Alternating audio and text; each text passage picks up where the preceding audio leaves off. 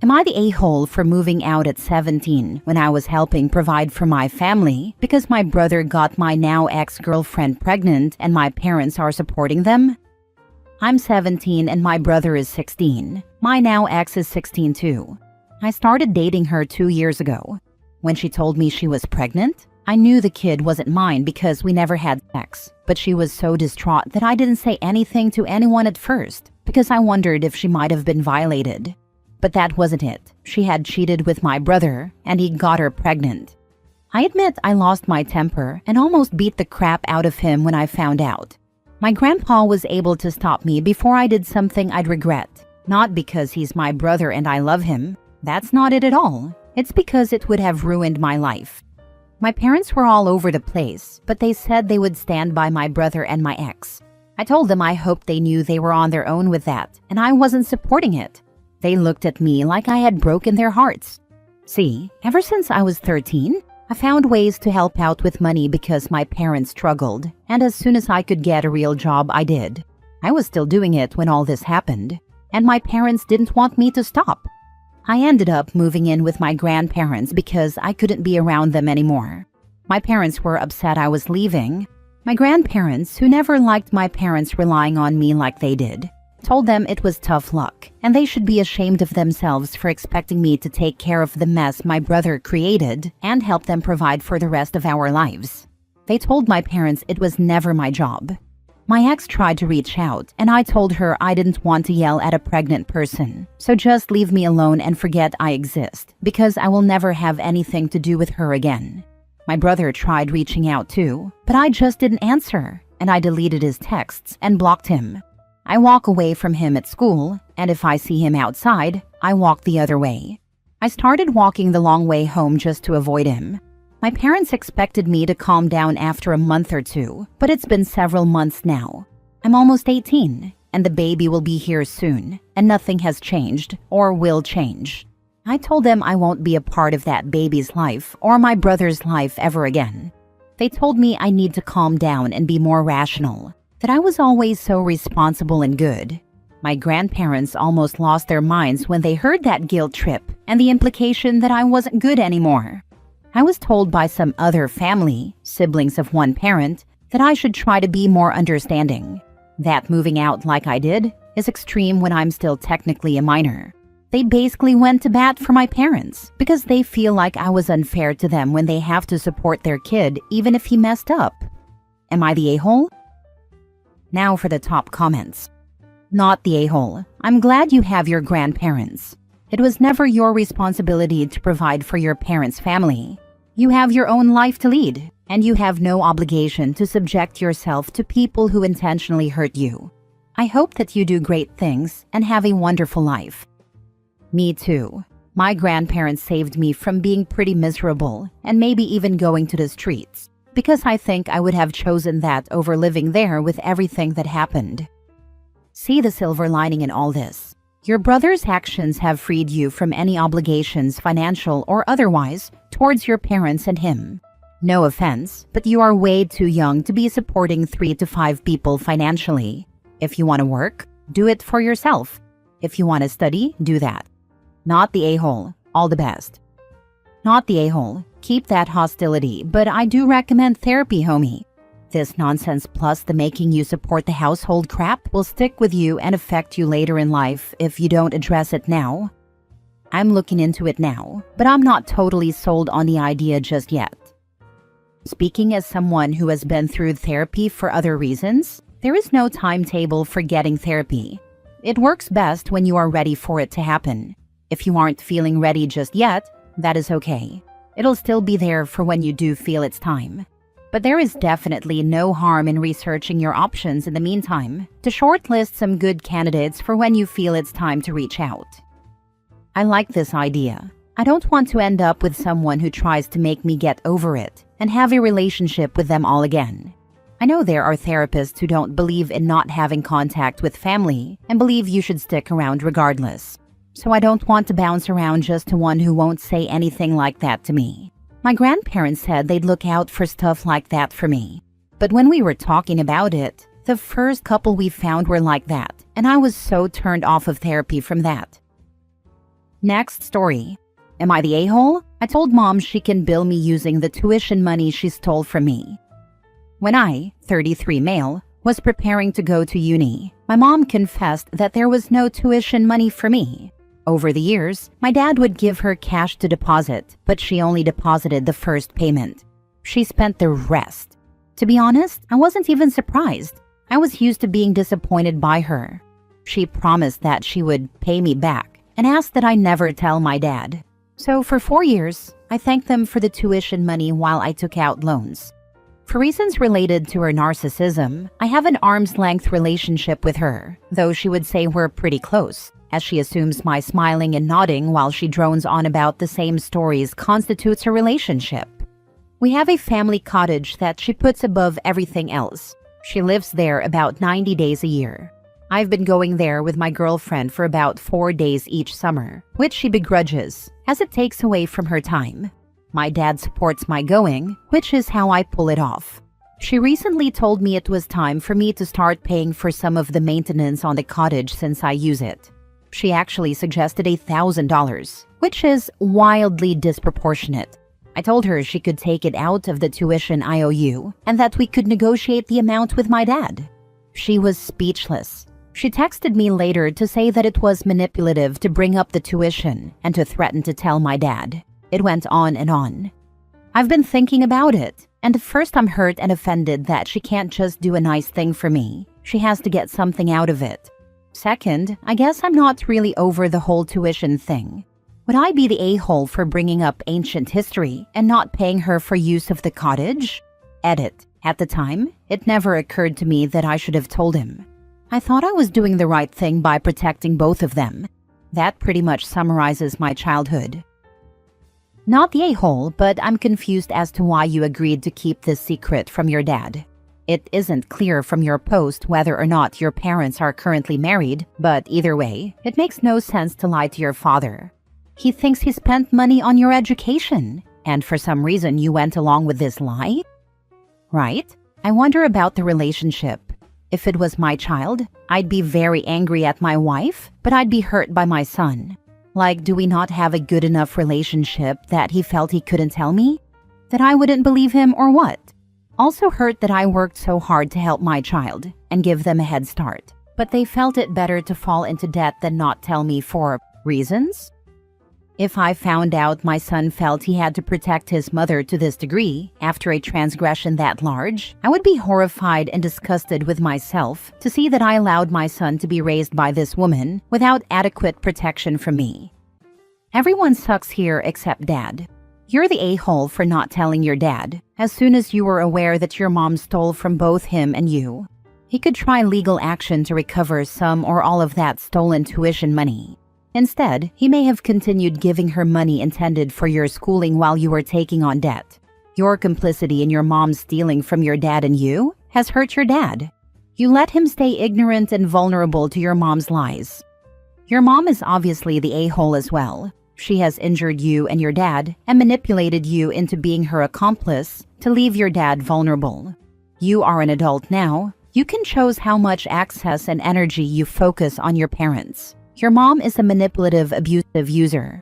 No one who doesn't hold firm boundaries to prevent her accessing vulnerabilities is safe with her. You owe your dad a huge apology and the truth. You have deceived him for years now, hiding your mom's lies and thievery to the damage of you both. It's one thing to be a vulnerable child under duress from a present and toxic parent. It's quite another to carry that deception on to taint your current and future relationship with your father. I think this is a little harsh. The child of a narcissist made that decision to protect themselves, and they have felt like they had to live with that decision. The longer you hold on to a lie, the harder it is to come clean. That said, it sounds like you think it's time to come clean and are worried. Trust your instincts, not the a-hole.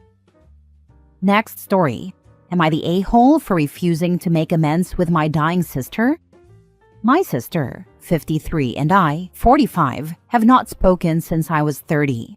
We used to be super close. She was like a mother to me growing up, as our own mother fell pregnant when I was 1.5 and spent the entire pregnancy plus 6 months post-birth in the hospital.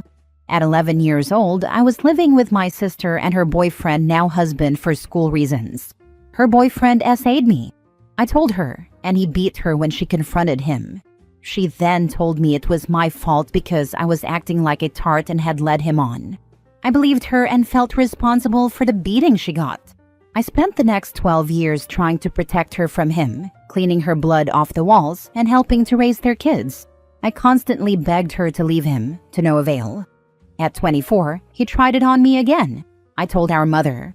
Her first question was, "Did you make him think you wanted that?" She made excuses for him and told me not to tell my sister. A week later, my sister called me, yelling and demanding to know what I did with her husband. I told her exactly what happened, and she called me a liar. I kept giving her the benefit of the doubt and blaming myself for the next 6 years. I finally had enough of her BS and cut her out of my life at 30. She got cancer when I was 21, and I moved cities to care for her and her kids. Apparently, it's back now, and my mom thinks I need to forgive her and make amends before she dies. For the record, she's still married to my offender. My response was that she died 15 years ago in my eyes. So, am I the a-hole for not making amends and letting her go to her grave without my forgiveness? Now for the comments. Has she even apologized? You can start forgiving someone without a sincere apology. Given the lack of apology, you're definitely not the a-hole. Even if she did apply, you're still under no obligation to forgive, and you would still be not the a-hole. Your mother needs to understand that you tolerated that partner for years for your sister, and sis is not willing to repay that kindness with acknowledgement. No apology ever, just denials, excuses, and you're making it sound worse than it was. Forgiveness is for you, not her. It's so she doesn't take up your thoughts and emotional bandwidth any more than she already has. You can forgive someone and never see them again. You never have to put yourself in a position to be abused or put in danger to prove you've forgiven them. So it's okay to forgive, but reconciliation doesn't sound like it will be safe for you physically or emotionally, given your abuser is still in her life. And she did nothing to protect you from him when he assaulted you as a child. Seriously? She doesn't need to forgive at all. Forgiveness is crap, and all it does is let the wrongdoer off the hook. Why should she forgive when her sister didn't even try to atone? Nope, no absolution here. If anyone needs to make amends, it's your sister. Your mental health is more important. Stay away and don't let them guilt you into doing something you don't want to do. SA apologists that blame the victim are some of the lowest of the low. OP, agree with the above. Do you have a sounding board? Group therapy?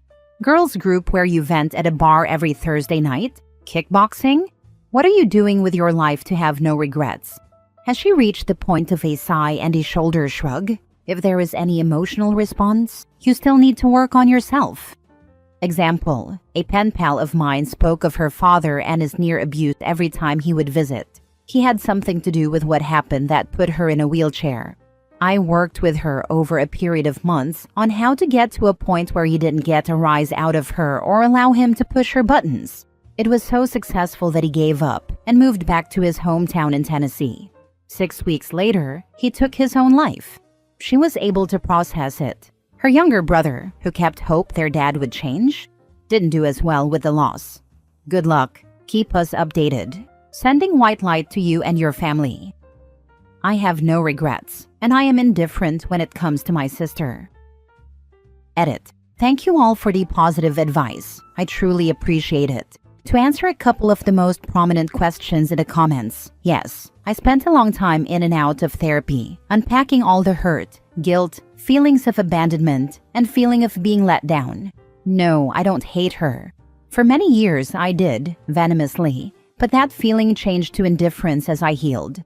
I don't believe I needed to forgive her to heal. My healing came when I found forgiveness for myself. As stupid as it sounds, I blamed myself and had to work hard to accept and believe that the blame doesn't sit at my feet. For the most part, I pay her no mind and live a full and happy life surrounded by the people I hold dearest. This only became an issue when it was brought up recently. Thank you again for all the positivity. Last story. Am I the a-hole for kicking my wife out? after I found out she cheated, even though she says it was just emotional? I, 34 male, have been married to my wife, 32 female, for 6 years, together for 9. We've had what I thought was a stable, loving relationship.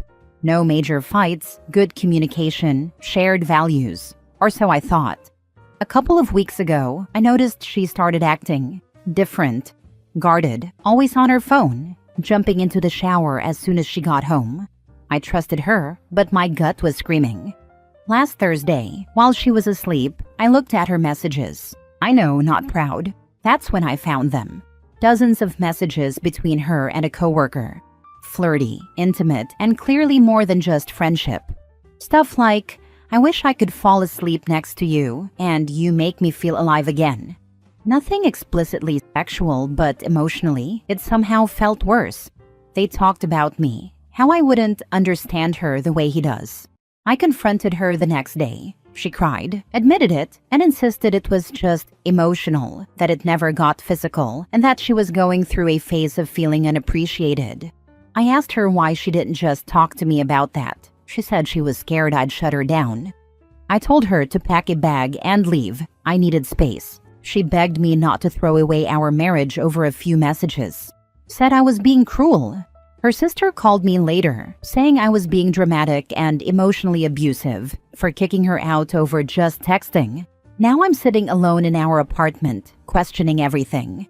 I loved her, still do, but I feel betrayed on a level I can't describe. I don't know if I overreacted. Part of me wonders if I'm letting pride ruin what could be fixed. So, am I the a-hole for kicking her out after finding out about her emotional affair? Not the a-hole, but if it wasn't physical, why was she rushing to the shower as soon as she got home? Emotionally cheating hurts just as much as physically, but I'm not so sure she didn't cross both lines. She was banging the dude and taking a shower when she got home got rid of the evidence. She could have been trying to cover her bases if things were physical. The fact she felt the need to hide everything just proves how deep the betrayal goes. Not the a-hole. Personally, an emotional affair would be way more hurtful than a purely physical one. You're not overacting at all. She's the one that messed up, so if you need space from her, then you get to claim the apartment. Some people would be able to move on with a relationship, some wouldn't. Whatever group you're in is something to figure out. But at this point, she's already screwing up even more by downplaying the affair and being unsupportive. The problem isn't just the cheating, it's now also her reaction when it came out. Sorry this happened to you, men. Yeah, this is what I was going to say. There are a lot of articles available talking about how emotional affairs are just as, if not more damaging, than physical affairs.